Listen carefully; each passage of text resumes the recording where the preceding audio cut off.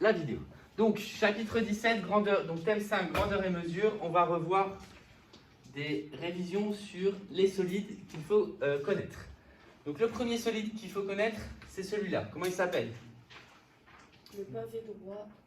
Ouais, pavé droit. Un autre nom aussi? Oui, Mathis? Un parallélépipède rectangle. Un parallélépipède rectangle. Ok. Il y a deux choses à maîtriser sur le pavé droit. La formule du volume, parce qu'il faut être capable de calculer un volume de pavé droit, et le patron du pavé droit. Donc ça, c'est les premières choses qu'on va revoir. Qui peut me rappeler, qui connaît la façon de calculer le volume d'un pavé droit?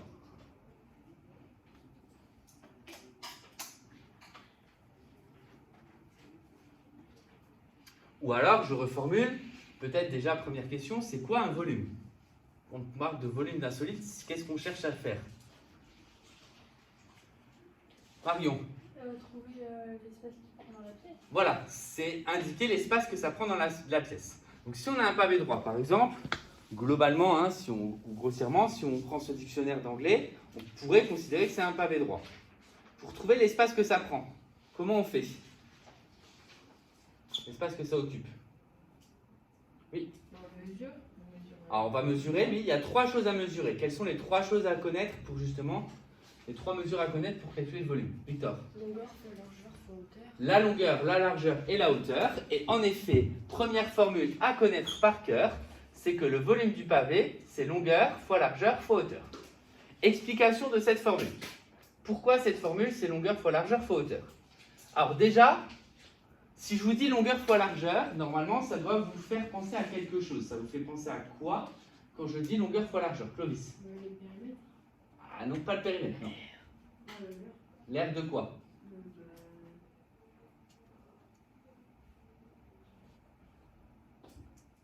Gauthier. L'air de la figure. Quelle figure? Quelle figure avec quelle figure on peut calculer longueur fois largeur? On peut calculer l'aire. Mathis. Un rectangle. Ici, un pavé droit, il faut savoir le décrire. Ça aussi, on le refait rapidement oralement, mais c'est des choses de 6e, 5e. Il est composé de quoi comme face? Comment peut-on décrire les faces d'un pavé droit? Marion. Elles sont toutes rectangulaires. Elles sont toutes rectangulaires, donc c'est 6 rectangles. Si je calcule du coup longueur fois largeur, par exemple, je vais calculer l'aire de ce rectangle. Maintenant, pour savoir la place que ça prend, c'est bien de connaître déjà la surface que ça occupe au sol. Et ensuite, en tout cas ce solide-là, c'est comme un empilement de ce rectangle-là plusieurs fois.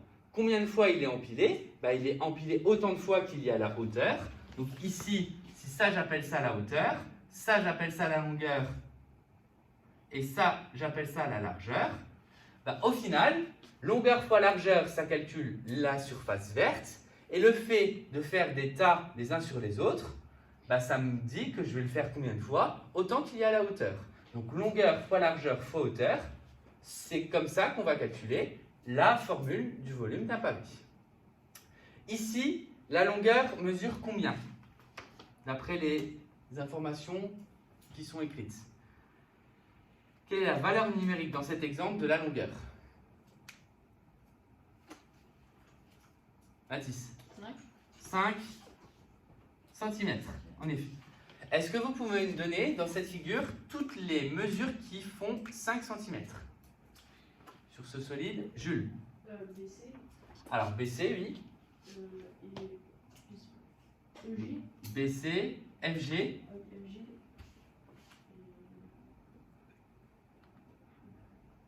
Tu as la même en face de toi. Tu as la même sur ta feuille.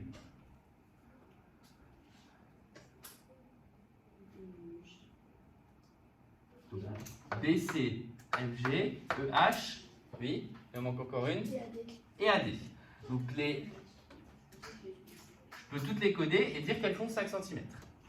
La largeur, elle fait combien? La largeur, elle mesure combien? Victor? 3 cm. 3 cm. Quelles sont les 4 arêtes qui mesurent 3 cm? Arthur? Il y a FE, Oui. GH, Oui. CD Oui. et AB. et AB, en effet.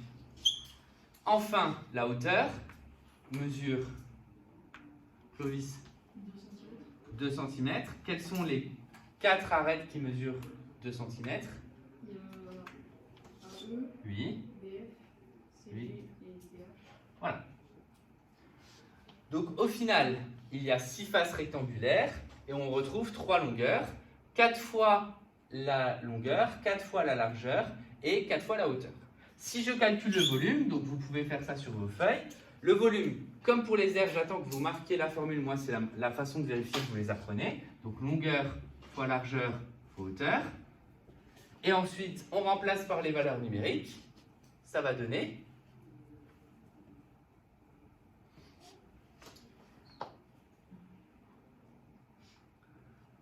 Arthur 5 fois 3 fois 2. 5 fois 3 fois 2 et 5 fois 3 fois 2, ça fait 30 cm cubes. Parce que le volume, ça s'exprime en centimètres cubes, mètres cubes, décimètres cubes. Ou alors les contenances, on verra en litres, centilitres, décilitres. Voilà pour le volume du pavé. Si je dois maintenant dessiner le patron, que représente, enfin c'est quoi la définition du patron d'un solide? Qu'est-ce que vous cherchez à dessiner quand vous faites le patron d'un solide? Marion? C'est comme si on découpait sur chaque arête, Ouais. pour donner une forme Une forme qui est comment? aplatie. Aplatie, en effet. L'objectif, en effet, c'est comme si on éclatait la figure pour l'avoir de façon aplatie et pouvoir surtout, une fois qu'elle est de façon aplatie, qu'est-ce qu'on peut faire ensuite? Oui? On va la reconstruire. La reconstruire, c'est-à-dire la plier pour la reformer. Donc ça va être ça l'objectif. Donc ici, là, comme on n'a pas spécialement le temps, mais ça fera partie des choses à faire, on va faire le patron à main levée. Je vous ai laissé de la place pour justement faire les patrons. Donc dans un premier temps, on le fait à main levée. Et ensuite, si vous avez assez de place, il faudra le coller ici en vraie grandeur.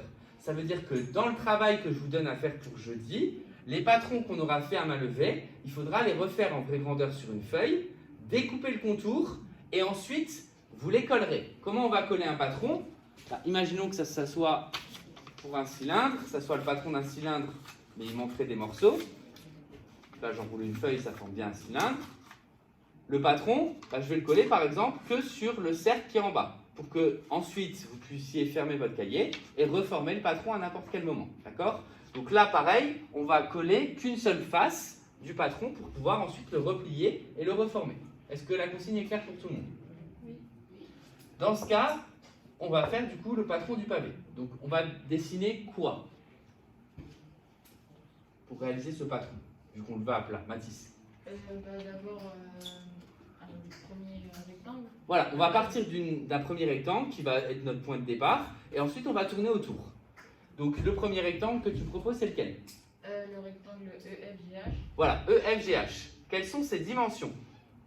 Il fait 5 cm par 3 cm. Donc 5 cm par 3 cm. Donc tout ce qui fait 5, j'avais mis un trait. Tout ce qui fait 3, j'avais mis 2 traits. Donc vous pouvez faire en même temps 5 cm sur 3 cm. Ça, c'est la face du bas. À partir de la face du bas, je vais tourner autour, prendre la face de gauche, la face de droite, la face de devant, la face de derrière, et au final faire les autres rectangles. Si je veux dessiner la face de gauche, je vais dessiner quoi? Et surtout dans quelle dimension? Toujours toi, Mathis. La même chose. Du coup, Un rectangle, oui. Un rectangle ADEH, mais collé au côté. Voilà, donc on va tracer un rectangle ADEH ici. Quelles vont être les dimensions? Il mesurait pareil. Non. C'est ABFE, à gauche. Oui, je parlais de. Ouais, non. Du coup, ABFE, ça fait 3 par 2. Ouais, 3 par 2. Ça veut dire que ça va faire 2. Et là, ça fait de nouveau 3.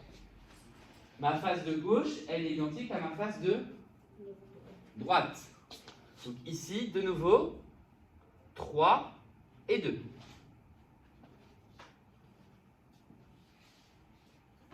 J'ai déjà fait la moitié du travail. Pourquoi? Parce que j'ai fait 3 faces sur... 4, 6.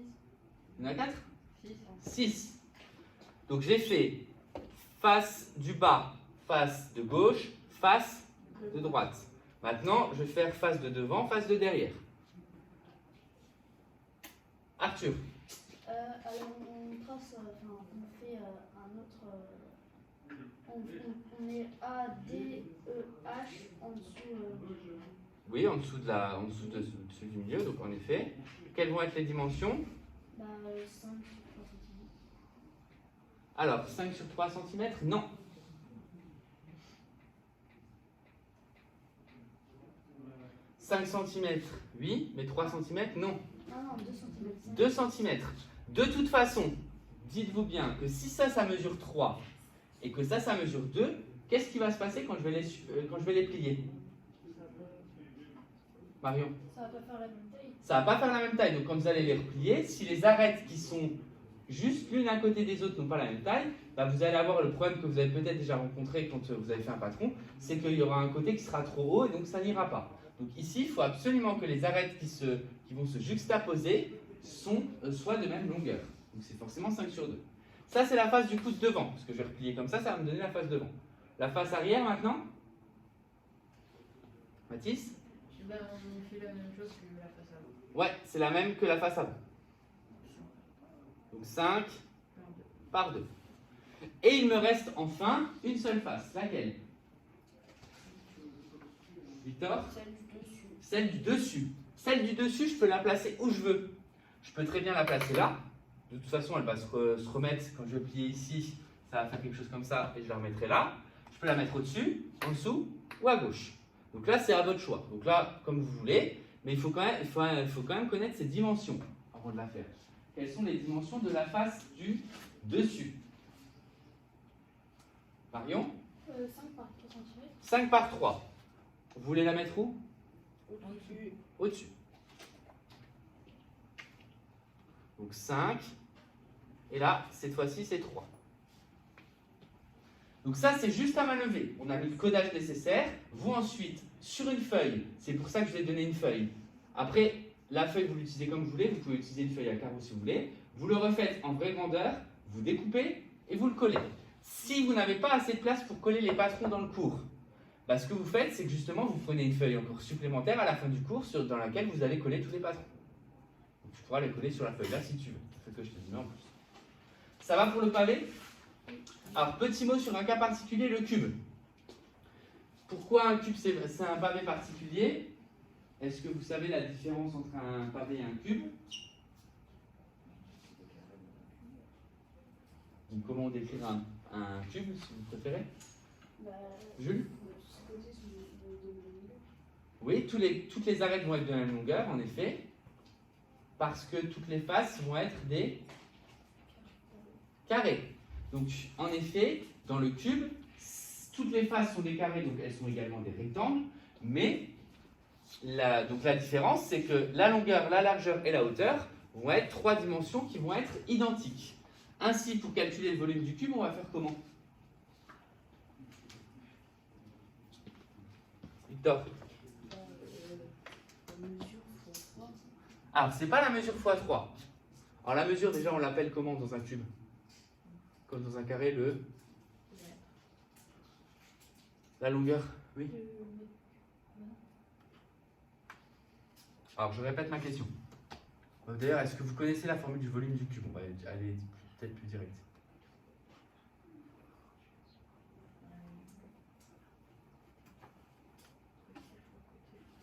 Oui, Mathis? Côté fois côté fois 4. Côté fois côté fois 4. Non. Ah non, ça fait. Pourquoi fois 4? Ah non, fois 6, pardon. Il y a 6 faces. Alors, vu qu'il y a 6 faces, non. Si tu calcules côté fois 6, tu vas calculer la surface. En gros, ce qui pourrait correspondre entre guillemets au périmètre dans quelque chose de plat. Pourquoi? Parce que quand tu calcules côté fois côté, qu'est-ce qu'on calcule? On calcule quoi? C'est quoi la formule qui correspond à côté fois côté? Clovis? Face fois face. Tu réponds pas à ma question. Marion? C'est l'air L'aire du carré. L'aire du carré. Si tu fais x6, ça veut dire que tu vas additionner les 6 aires. Moi, je ne veux pas additionner les 6 aires, c'est pas ça que je veux faire. En gros, je vais appliquer la formule là, sauf que toutes les lettres vont être identiques. puisque toutes les arêtes font la même mesure. La longueur, si c'est un carré, elle va être égale à la largeur. Si c'est un cube, elle va être égale à la hauteur. Donc du coup, je vais faire côté fois encore côté. Et ça se dit aussi, d'après les règles sur les puissances, non pas côté fois 3, côté au cube. Côté fois 3, c'est côté plus côté plus côté. Deuxième formule à connaître. Normalement, vous devez connaître depuis, même avant cette vidéo, c'était la primaire. Hein, et vous êtes en quatrième. Pas du tout inquiétant. D'accord? Bon, c'est pas grave, dans tous les cas, maintenant elles sont redonnées, vous les apprenez.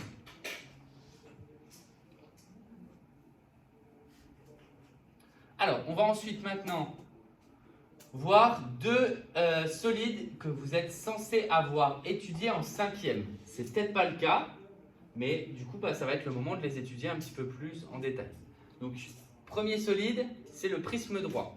C'est quoi pour vous un prisme droit, avant que je monte l'image? Clovis. Alors, c'est toujours le piège, une sorte de triangle, enfin je pense que ce que tu veux dire c'est un triangle en 3 dimensions, c'est ça? Ouais. Attention, non, c'est pas la même chose. Pyramide, vous le verrez après, c'est pas la même chose qu'un prisme droit, même s'il y a une certaine analogie entre les deux. Oui? C'est comme un triangle isocèle, mais qui a plus de... Ah, il doit être isocèle, carrément. Comme le Toblerone. Voilà, comme le Toblerone, c'est-à-dire le Toblerone c'est quoi? C'est un triangle et un tube. Le triangle, on le retrouve tout le long du tube. C'est-à-dire que c'est deux triangles qui vont être superposés l'un à l'autre. Et tout autour, on a quoi tout autour entre les... Donc il y a un premier triangle et un deuxième triangle, ils sont identiques. Et c'est quoi comme type de figure tout autour? Les faces qu'on appelle latérales. Oui, des rectangles. Donc en effet, il va y avoir deux triangles. Donc ça c'est un cas particulier, mais deux triangles identiques superposables et tout autour des faces latérales rectangulaires. Entre les deux triangles, la distance entre les deux, ça s'appelle comment?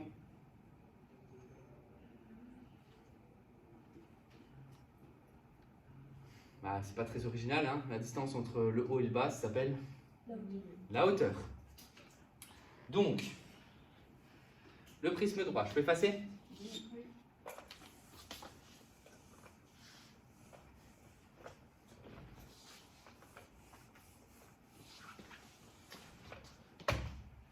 C'est la donnée, alors, c'est pas forcément un triangle, c'est la donnée de deux bases. La base peut être triangulaire,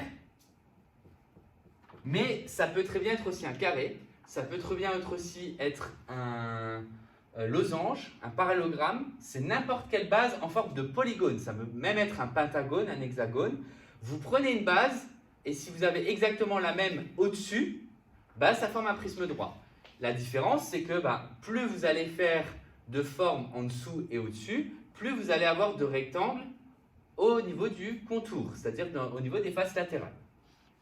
Ici, ce que je vous ai donné, et c'est la plupart du temps les prismes qu'on étudie, c'est un prisme à base triangulaire. Mais les prismes ne sont pas tous à base triangulaire. Je veux bien que ça soit au clair. En tout cas, c'est les plus simples à étudier. Ici, on a un prisme à base triangulaire et qui est un triangle rectangle. On reviendra dessus pour le volume. Alors, à votre avis, justement, comment on va calculer le volume de ce truc-là?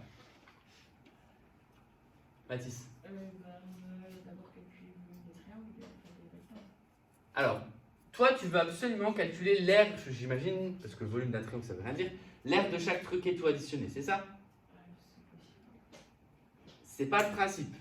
Le principe d'un volume, c'est la surface qu'elle occupe à l'intérieur, pas le contour. Faire base soit hauteur. C'est presque très bien, mais dans le mot base, j'aimerais que tu sois un peu plus précis. Qu'est-ce qu'on va faire avec base? Base, c'est quoi? Parce que là, en gros, la base, c'est un triangle. Ça veut dire quoi? Triangle fois hauteur. Si je te dis de faire le triangle ABC fois 5, je ne sais pas trop ce que ça veut dire. Les côtés du triangle fois la hauteur. Non. La surface du triangle fois la hauteur. Très bien. C'est l'aire de la base fois la hauteur. D'accord? Bon, attention, la base, c'est pas forcément un triangle. Hein. Mais là, en l'occurrence ici, c'est le cas. Si je calcule la place que ça prend en bas, c'est-à-dire la surface qui est en bas, et que je fais fois la hauteur, cette surface-là, je l'empile tout le long de la hauteur. Je rappelle que la hauteur, c'est ceci. Elle fait ici 12 cm. On verra après. Et donc, du coup, ça va être la formule à connaître, c'est R de la base fois hauteur. Formule numéro 3 à connaître par cœur.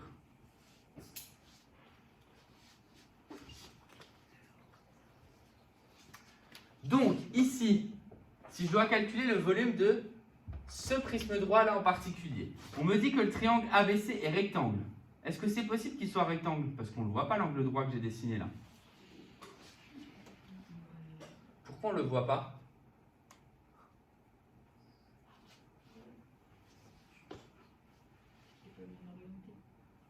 Et Marion? Du coup, on va pas du dessus. Oui. Donc, c'est-à-dire, on ne voit pas en... Si, justement, on voit en perspective. Et en perspective, les angles sont déformés. D'accord? Quand on a...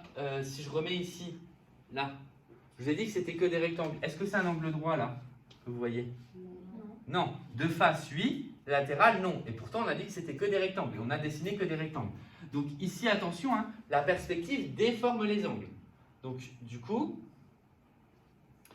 Il y a un angle droit, parce qu'on me le dit, mais la perspective fait qu'il est déformé. Où est-ce qu'il y a un autre angle droit, du coup? Arthur? DFE. DFE, oui. Donc, si je dois calculer le volume, je fais R de la base fois hauteur.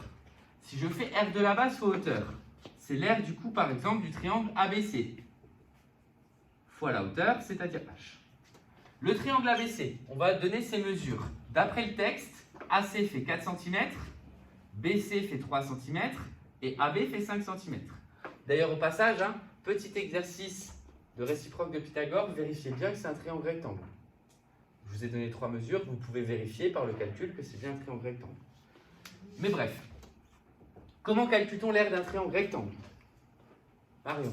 On fait longueur fois largeur divisé par 2. Très bien, longueur fois largeur divisé par 2. Donc, c'est quoi fois quoi divisé par 2 du coup ici? C'est-à-dire dans ce triangle ABC, qui correspond à la longueur, qui correspond à la largeur? La longueur, c'est AC. Oui. Et la largeur, c'est CB. Oui, c'est-à-dire c'est les côtés qui sont adjacents, c'est-à-dire qui touchent Non. l'angle droit. D'accord? La longueur et la largeur, c'est forcément une partie du rectangle, puisque on divise par 2, c'est la moitié d'un rectangle. Donc ça va donner 4 fois 3 divisé par 2, et la hauteur mesure, la hauteur du prisme, 12 cm. Donc on est censé calculer 4 fois 3 divisé par 2, je vais peut-être le mettre en vert ici, c'est parce que ça correspond à l'aire du triangle ABC, et encore fois 12, parce qu'il faut encore que je multiplie par la hauteur. Parce que cette surface-là, elle occupe une surface au sol. Maintenant, si je veux l'empiler un certain fois pour faire un solide, ben, il faut que je multiplie par la hauteur pour que ça fonctionne. Et donc, du coup, 4 fois 3 divisé par 2, ça fait 6, fois 12, ça donne 72 cm3.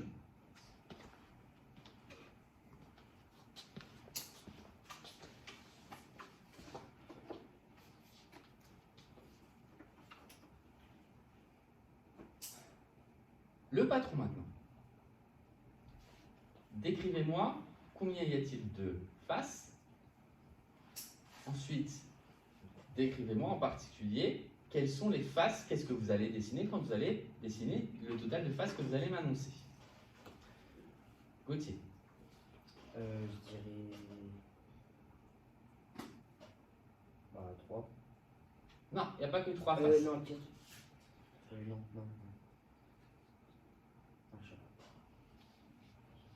Victor. 5. Il y a 5 faces. 5 faces qui peuvent se résumer en 2 catégories. Mathis. Des triangles et des rectangles. Il y a des triangles et des rectangles. Combien de triangles, combien de rectangles? Jules. 3 rectangles et 2 triangles. Voilà, il y a 3 rectangles et 2 triangles. Donc pour faire un prisme, c'est toujours le même principe. Il y aura 2 bases qui vont être de part et d'autre des rectangles. Donc en gros, là je pourrais avoir une base, j'aurai exactement la même base de l'autre côté, et au milieu, j'ai des rectangles qui les relient. Donc s'il y a 6 côtés, ben, j'aurai 6 rectangles au milieu. D'accord? Là, du coup, je vais dessiner un triangle à gauche. Donc, c'est pour ça qu'au milieu, il y a 3 rectangles. Je vais dessiner un triangle à gauche et exactement le même de l'autre côté. Donc, pour dessiner le patron d'un prisme, il faut juste être méthodique. Vous commencez par tracer la base à gauche. Vous tracez un rectangle qui le relie à la base de droite, ou la base du haut, la base du bas, peu importe. Et ensuite, vous tracez les autres rectangles. Les autres rectangles. Donc ici, le triangle que je vais commencer par tracer, par exemple, c'est le triangle ABC. Il est rectangle en C, donc ça m'arrange. Je fais un angle droit. Là, je fais 4 cm, et ici, je fais 3 cm. Ensuite, je ferme le triangle, voilà. Et il faut que ça fasse 5. Mais normalement, ça fait automatiquement 5 d'après le théorème de Pythagore. Puisque je vous ai annoncé qu'il était rectangle et je vous ai donné les bonnes longueurs. Entre les deux bases, ici, ça sera toujours quoi? Là, j'ai ma base du haut, ma base du bas, que je vais faire d'ailleurs à l'identique. Et entre les deux, ça va être un rectangle, mais de quelle dimension là? Bon, là, on a déjà le 3. Et ça va être, oui, 12 parce que ça correspond à la hauteur. Donc le 3 cm, ici, on va mettre 2 traits. Et surtout le 5 cm ici, un cercle. Et le 4 cm, 2 cercles. Pour le codage. Il me reste donc 2 rectangles à tracer. Pour les tracer, il faut que je connaisse les mesures. J'ai déjà tracé un rectangle qui fait 12 par 3. Le deuxième rectangle que je vais tracer, il va faire combien? Marion? 12 par 3. Non. 12 par 3, on l'a déjà fait. D'ailleurs, c'est le rectangle BCFE. Jules? 12 par 5 et 12 par 4. Voilà, il faut que je fasse 12 par 5, 12 par 4. Maintenant, il faut que je le mette au bon endroit. Je ne peux pas mettre 12 par 5 au mauvais endroit. Enfin voilà, vous avez une chance sur 2 là, mais lequel va aller où? Le 12 par 4, il va où? Le 12 par 5, il va où? Marion? Le 12 par 4, il va en haut. Le 12 par 4, il va en haut. En effet. Pourquoi en haut? Comme ça, les deux côtés ils pourront se toucher. Voilà. Les deux côtés, ils vont se superposer, ils auront la même longueur. Et le 12 par 5, il va en bas, par exemple. Et là, c'est pareil. Les deux côtés ici vont pouvoir se superposer. Et là, on a encore 12. Voilà un exemple de patron de ce prisme. Vous voyez, j'ai fait une première base. À l'opposé, j'ai fait une deuxième base. Et j'ai tracé des rectangles au milieu.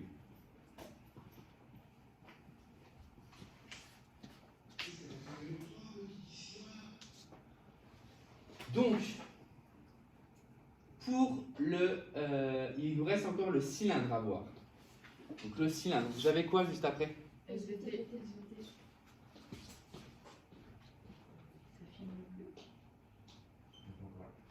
Voilà, du coup,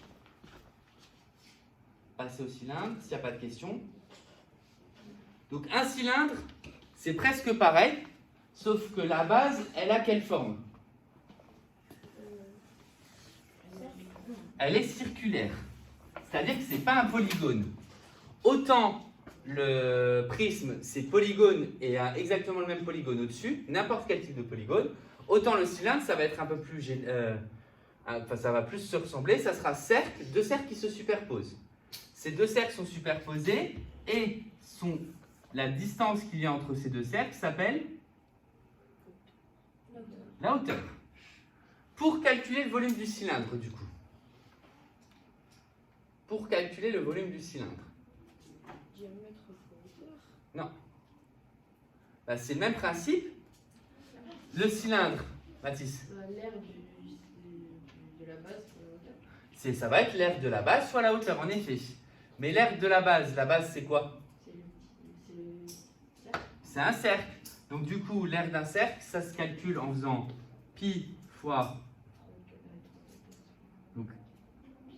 Rayon. fois rayon fois rayon. Et donc ça, c'est l'aire du cercle. Et du coup, comme le cercle va se superposer, je fais encore fois hauteur. Donc voilà le volume du cylindre. D'accord? La formule du volume du cylindre. Donc il faut connaître le rayon, il faut connaître la hauteur et appliquer la formule numéro 4. Pour le patron, parce qu'on n'aura pas le temps d'aller jusqu'au bout. Le patron, vous l'avez vu tout à l'heure, pour faire un cylindre, il suffit d'enrouler un rectangle. En faisant ça,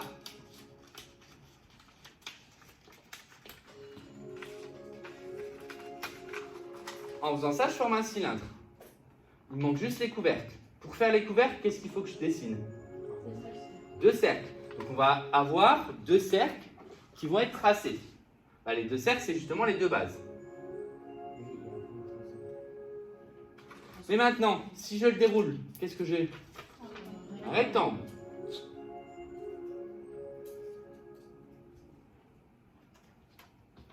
Donc j'ai 2 cercles qui sont censés être identiques. Attention, je ne suis pas obligé de les positionner au même endroit. Je peux très bien positionner un là et l'autre en bas. Il faut juste qu'ils soient de part et d'autre. Ensuite, si je reprends toujours mon cylindre, entre les 2 cercles, il y a une distance ici qui s'appelle comment? Je suis partout aujourd'hui. Ouais, je vois ça. Entre les 2 cercles, La hauteur. la hauteur. Et comme je déroule ça, la longueur qui va être ici, ça va correspondre à la longueur d'un cercle. Comment on appelle la longueur d'un cercle? Oui, le périmètre. Donc ici, ça va être le périmètre du cercle. Comment on calcule le périmètre d'un cercle? Alors on peut utiliser le diamètre, oui, c'est... Pi fois 3,14. Non, pi fois rayon fois rayon. Non, Pi fois diamètre. pi fois rayon fois 2 ou pi fois diamètre. Donc là, avec ces informations-là, vous êtes capable du coup de faire le patron de ce cylindre ici. Et donc ça à compléter pour jeudi.